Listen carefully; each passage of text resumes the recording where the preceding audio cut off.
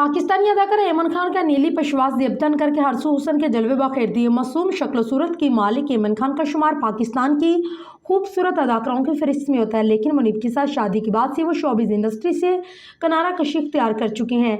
ऐमन खान यूँ तो शादी से कबल शोबिज़ इंडस्ट्री में अपनी मुनफरिद अदाकारी के सबब जानी और पहचानी जाती थी, लेकिन उन्होंने अपनी निजी दौलजी ज़िंदगी को शोबिज़ की चाको चबंद दुनिया पर तरजीह दी और शोहर मुनीब भट्ट और 2 बेटियों अमल और मिराल के साथ खुशहाल ज़िंदगी गुजारना पसंद किया।